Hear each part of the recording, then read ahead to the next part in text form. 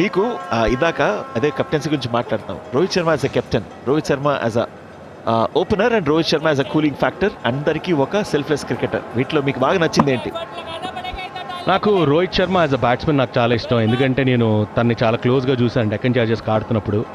So నేను seen him very closely. Is a different talent. Shashi batting చెప్తున్నా కదా, మనకు అసలు కళ్ళు చెదిరిపోయే వర్త్ అప్పుడే ఆ రోజుల్లోనే. So I like him as a batsmen and I like him as a human being. అతను చాలా చాలా డౌన్ టు ఎర్త్ ఉండటం అనేది అది వేరే మాట. But is very very humble.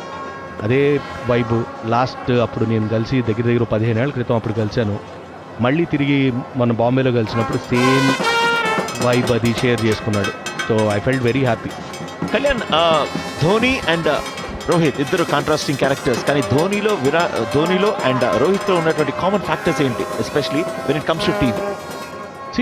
ఒకళ్ళు కూల్ ఉంటారు, రోహిత్ ఏమో కూల్తో పాటు కాస్త అగ్రెషన్ ఉంటుంది. కానీ బెస్ట్ పార్ట్ ఏంటంటే వాళ్ళ టాక్టిక్స్ నాకు చాలా ఇష్టం. ధోని ఏంటంటే కళ్ళతో సైకిల్ చేసి అటు ఇటు మూవ్ చేస్తుంటాడు. రోహిత్ శర్మ అలా కాదు, తిట్టగలిగే చనువు ఉంటుంది, తిడతాడు, అలానే దగ్గరికి తీసుకుంటాడు వాళ్ళ టీమ్మేట్స్ని. అది బెస్ట్ పార్ట్ రోహిత్లో. వెల్ సెడ్, ఒక అన్నలాగా.